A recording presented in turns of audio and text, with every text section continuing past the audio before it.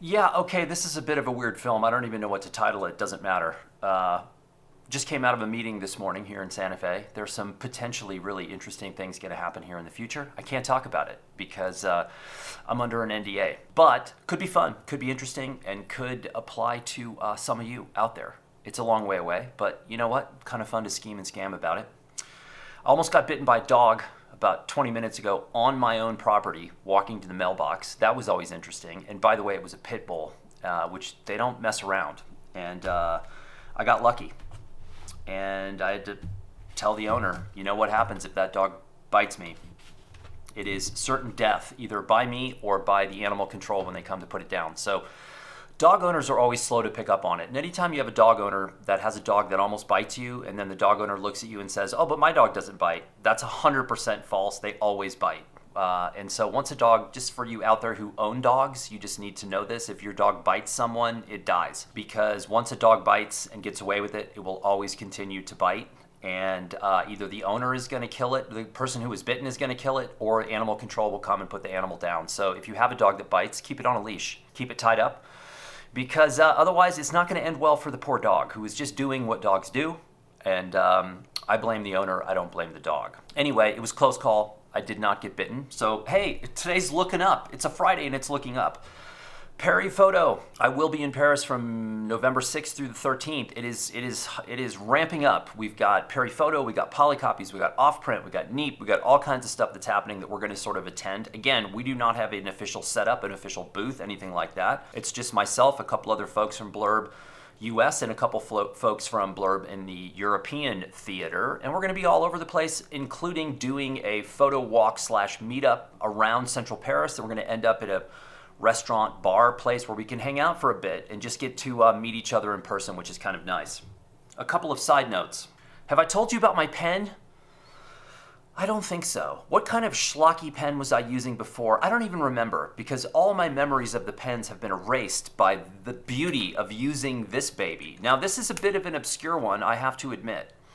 This is a pen made by a company called Ohto, Japan, O-H-T-O. I tried to find a pen of theirs that's called The Dude, but very hard pen to find. So I gave up trying to find The Dude, and I bought another version of pen from them, which honestly I don't even really know what you call it, although it's called a CR01 on the side.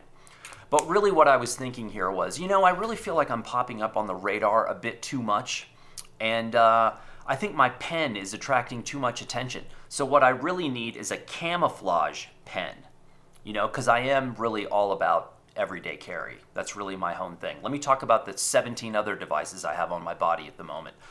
No, this is the key element of this pen, and it doesn't really matter what you use. You can write with a crayon. I'm not going to judge you. This is a ceramic rollerball pen. Now, I didn't know anything about ceramic rollerball pens until I was in Peru, and one of my friends in Peru had a Ohto Dude ceramic rollerball pen, and I was like, oh my God, that's the only ballpoint pen I've ever used that didn't leave me lacking or wanting for more. You know how the ball in a ballpoint pen always seems to move around a little bit, makes that clicking noise, drives me crazy, and also they're very slow. The ink delivery is very slow. This baby, ceramic rollerball, God, how do you survive without one of these? And also, by the way, works really well if you need to go for the jugular on someone. Ceramic rollerball, hyper smooth. It's like riding a bicycle on a newly paved road. It's like liquid Teflon under your wheels. Ceramic rollerball, and the ink delivery is great, and it dries fast. And here's the other weird twist that I'm still learning. I'm going to turn 55. And I still feel like I'm learning basic things in life. This pen is hefty. It weighs a lot. And when I first got it, I was like, oh crap, I gotta start working out if I'm gonna use this pen. But the truth is, the weight slows me down. And that just slowing down a tiny bit makes my writing exponentially more legible. Now, I just started working on my Albania journal, which might seem a bit weird. But for those of you who think that your journal is there solely to make you look a certain way to an audience of people, you can just pee off as quickly as possible. It's really not what a journal is about. If you're making a journal for other people, you're not journaling, you're marketing. So this is the Albania journal that I created a few months ago, and I'm just starting to use it now, having come back from Peru.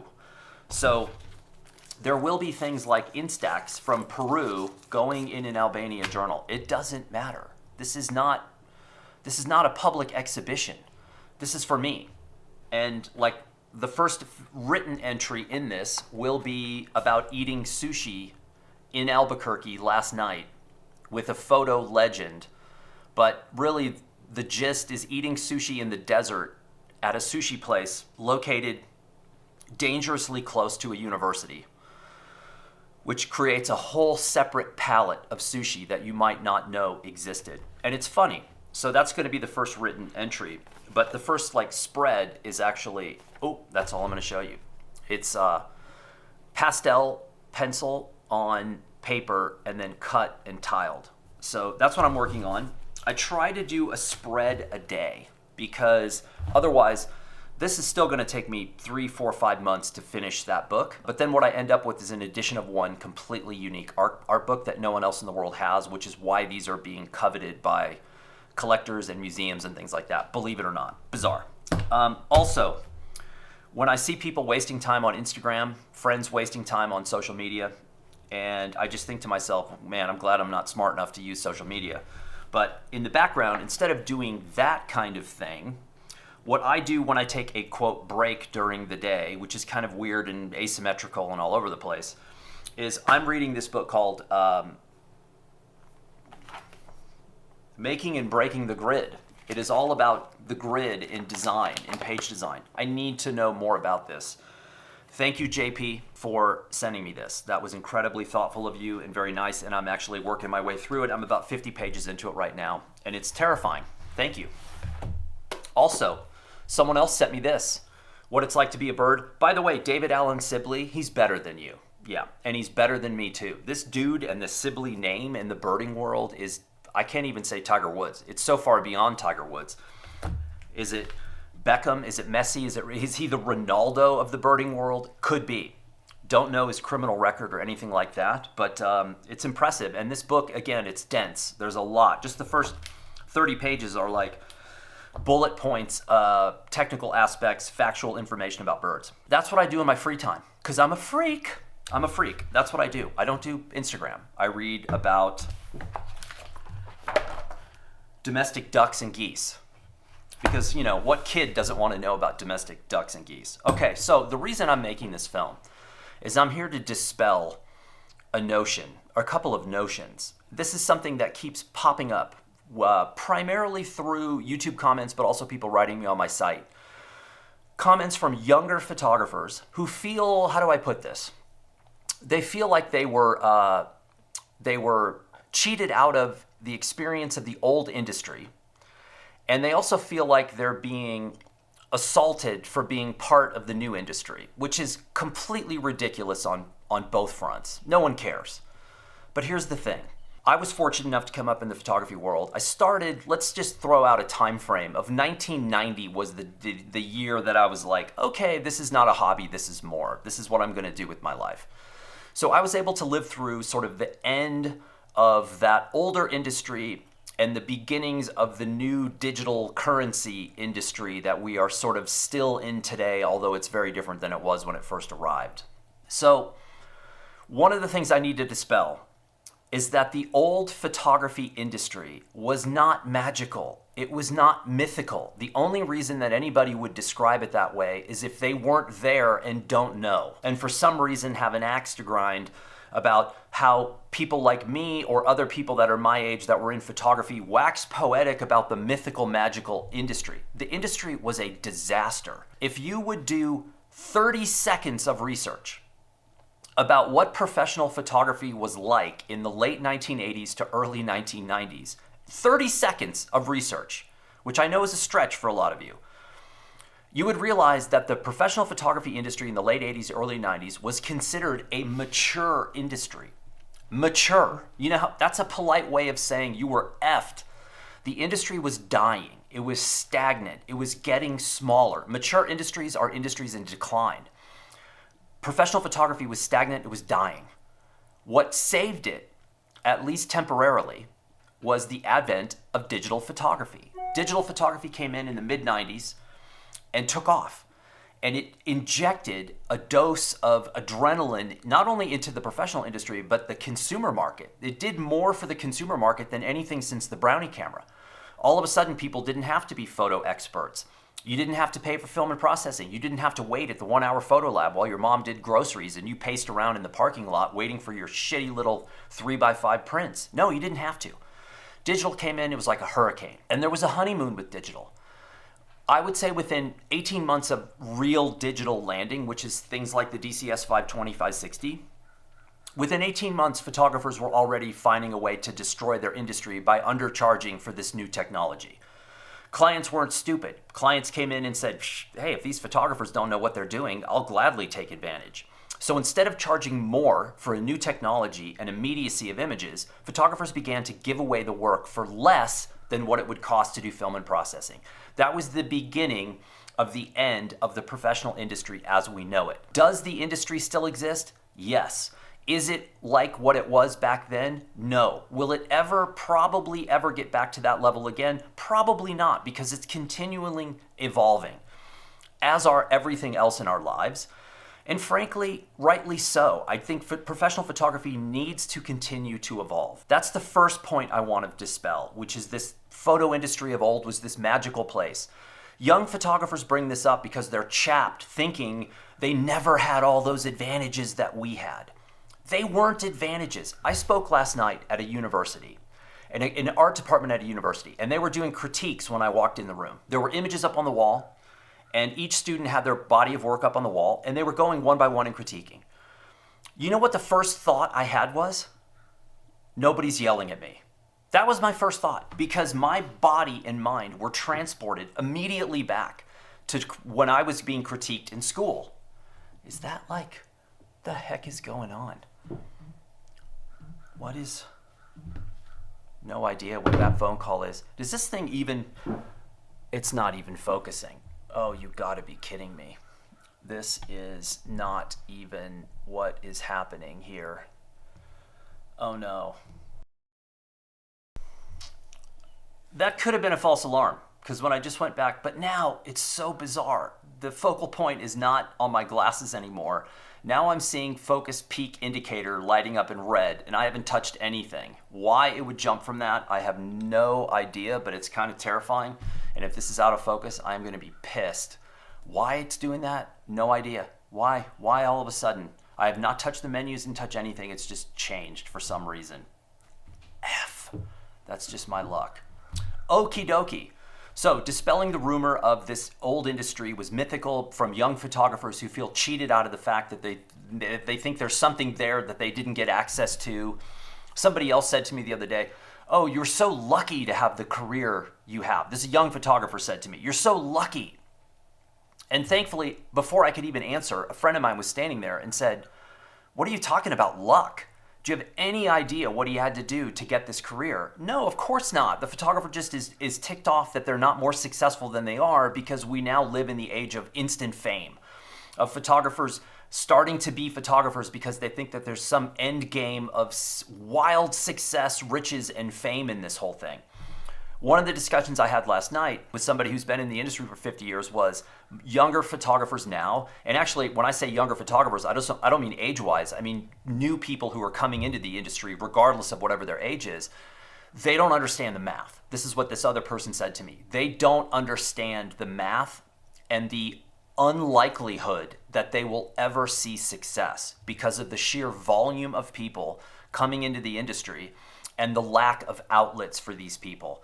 I said, look, artists have been dealing around with this forever because it's always been hard to be creative. It's been hard to be a professional creative, and getting into the industry has never been easy unless you're rich and connected, and I see that happening all the time, which is a whole separate story.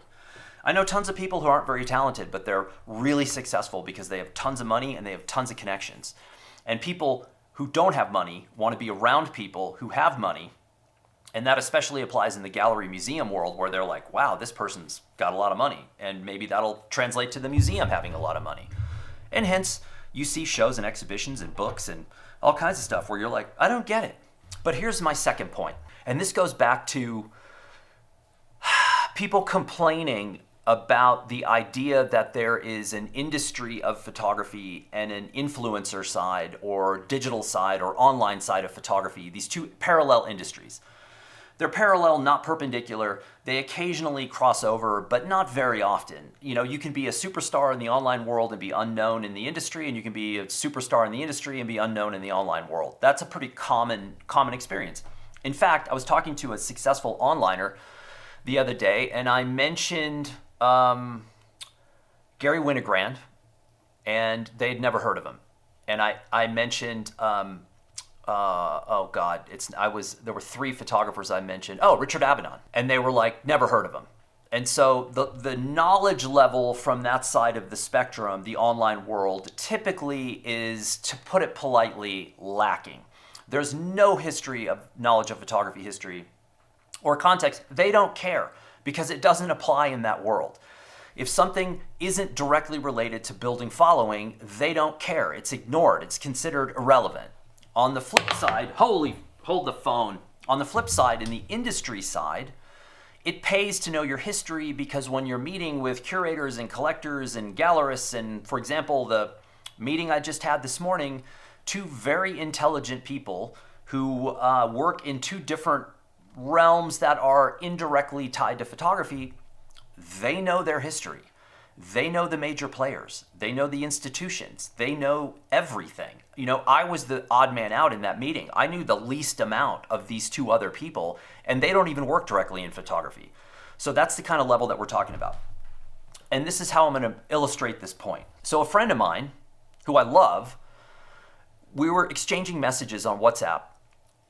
He's Eurotrash. And so he said to me, I love black and white prints that have handwriting around the outside. And I said, oh, you mean like Dwayne Michaels? And he goes, I don't know Dwayne Michaels. Now, in my head, I could have said, well, Jesus, how do you not know Dwayne Michaels? But what I said was, oh my God, this is fantastic. I get to introduce him to Dwayne Michaels. And I know some of you out there right now are like, who's Dwayne Michaels? And if I could hook kick you through this, I would. And I have a tech team hidden. There's a tech team just back here working on how I can hook kick people through the camera at some point in the future. It's close. We're close. We got our best team of monkeys on it right now. So Dwayne Michaels is a unique person. He is unique. I'm no expert. I've been around photography for 35 years, let's say, give or take. I've never met anyone like Dwayne Michaels, and I don't really know anyone else whose work is quite like Dwayne Michaels. That to me is a pretty solid endorsement of someone, because a lot of photographers are derivative of one another, but Dwayne seems like an original. Now, I don't know Dwayne well. I've met him a couple of times, only because we attended the same events. And I have photographs of Dwayne Michaels that I absolutely love that no one has seen, because I made them during a time when I was making pictures at a festival, and I went to the festival director and said, I want access to everything. I'm not here to make pictures and show them online. I'm here to make an archive of this event because it's unique, and a lot of these people, maybe they never come back to this event, and it's a signature event in the history of photography in America, and Dwayne happened to be at this event a couple of times, and so I have really candid, nice images of him that I really like that no one's seen. So, and I've seen Dwayne speak multiple times as well, and he is, one, hilarious, but two, is like nice. And I'm going to read you something, which is a bio, a resume, a bio. It says biography, but it's a little more than that. And the reason I'm reading you this is because when my friend reached out and said he liked images with handwriting around, Dwayne was the first person that popped into my head. And Dwayne's handwriting, I would kill to have handwriting like that. Literally, I would kill. Line him up, I'll knock him down. I would want that kind of handwriting.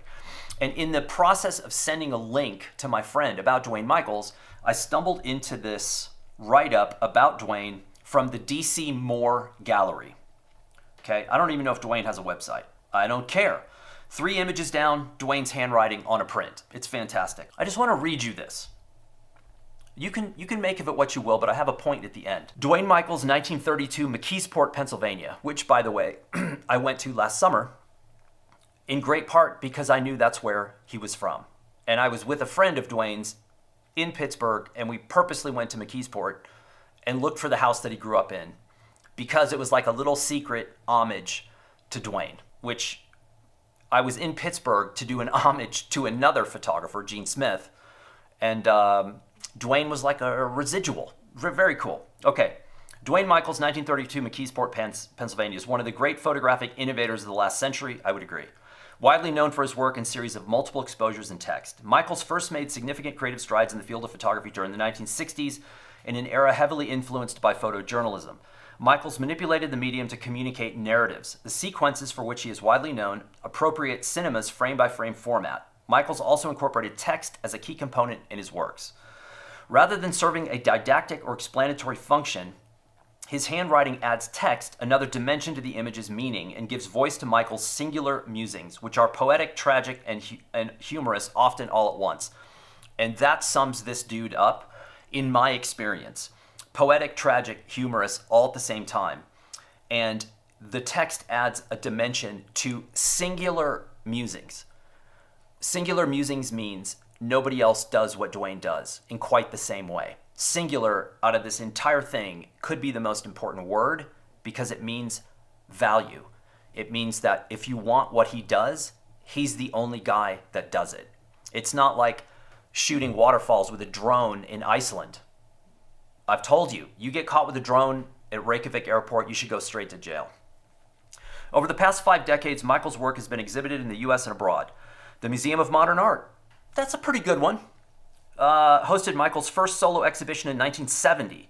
In 2019, the Morgan Library and Museum in New York exhibited a career retrospective of Michael's work, The Illusions of the Photographer Dwayne Michaels at the Morgan. More recently, he had a one-person show at the Adaku Museum in Tokyo and the International Center of Photography in New York. In 2008, Michaels celebrated his 50th anniversary as a photographer, a retrospective exhibition at the Thessaloniki Museum of Photography in Greece and the Scavi Scaligeri in Verona, Italy. In recognition of his contributions to photography, Michaels has been honored with the CAPS Grant, 1975, National Endowment for the Arts Fellow, 76, the International Center of Photography Infinity Award for Art, 89, the Photo España International Award, 2001, Honorary Doctorate of Fine Arts from the Montserrat College of Art, Beverly, Mass., 2005.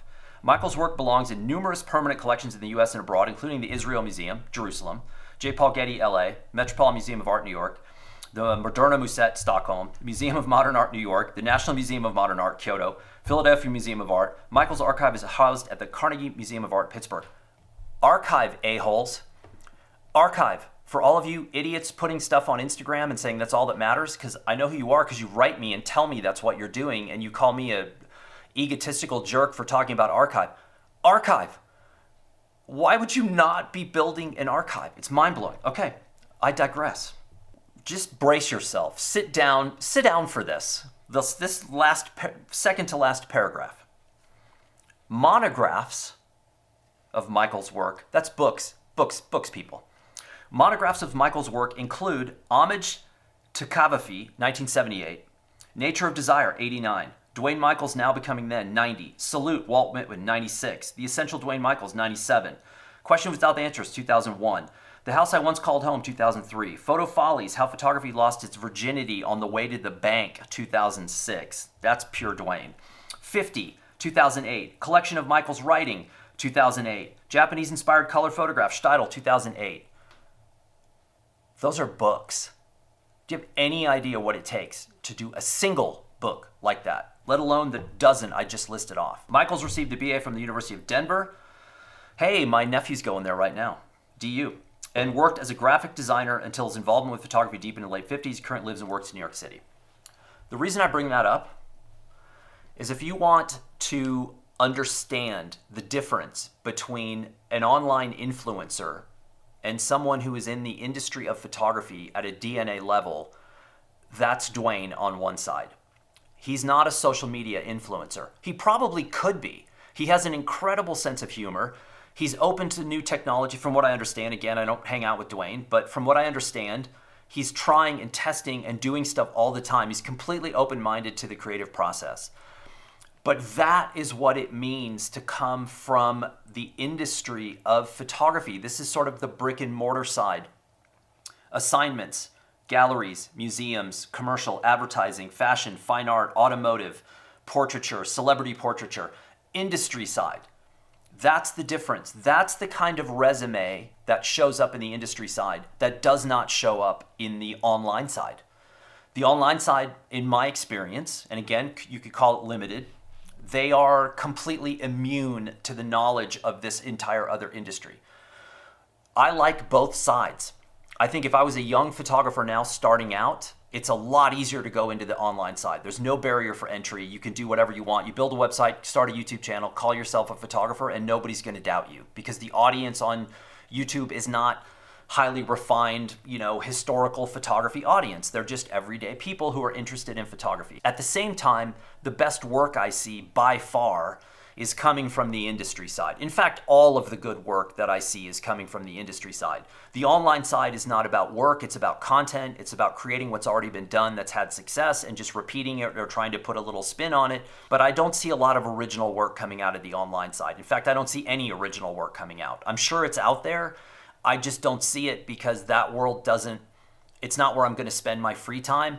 I'm spending my free time in Dwayne's world of learning people about, like Dwayne, who's the next Dwayne? Like, who's the 20-year-old that's coming along that's going to take over the torch or the baton from Dwayne? I don't know, but somebody's out there. For those of you who will immediately dismiss this film because you're kind of spoiled, pampered people, and you say, well, I'm never going to have that opportunity.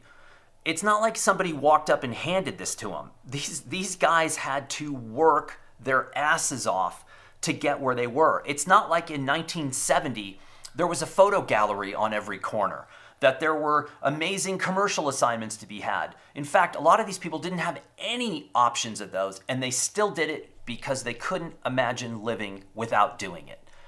And I think maybe this boils this idiotic film down to its crux point, which is how hard do you want to work and how bad do you want it? And I think a lot of folks out there today who are dabbling around the photography industry, trying to be professionals long before they should try to be a professional, I'm not sure how hard they want to work, and I'm not sure how much they want it. And I think, sadly, that there was a short period when digital arrived where it was easier to get in the industry and easier to make a living. And I think we've gone over that hill and now we're on the backside and it's really challenging. And I had this conversation this morning. Some of the best photographers I know in the world right now are compromised. They're compromised. And it sucks because when you're compromised, you typically can't make the best work that you're capable of because you're compromised. And so whether it's budgetary or it's the number of assignments or their age, now ageism is a very, very relevant, common factor when art directors and agents and ad agency people are younger and younger in their 20s and 30s. Oftentimes they're looking at some of the established people and they're just saying, well, I don't know what to say to a 55-year-old person. I don't know anything about a 60-year-old person. I don't want to work with them. I'm going to hire my friends. And they're 20 and they don't really know what they're doing, but at least we get to hang out and go to hot clubs and restaurants, right? And so we're like pals. So it's a weird thing. I'm not even really sure there was a point to this film. But I just want to dispel this idea that the old industry was some sort of like magical kingdom. Far from it. If you think it was, it's because you weren't there and you just have no idea what you're talking about. And two, this significant difference between industry and online. For example, and the last thing I'll say is, again, I'm mentioning this one more time. I'm on my way to Paris. I'm on my way to Paris to go to Paris Photo, which is the largest photo show in the world. And Paris Photo is primarily a gallery-style show, although there is a book awards part of the program now, which is very cool. Polycopies is a book fair. Off-print's a book fair.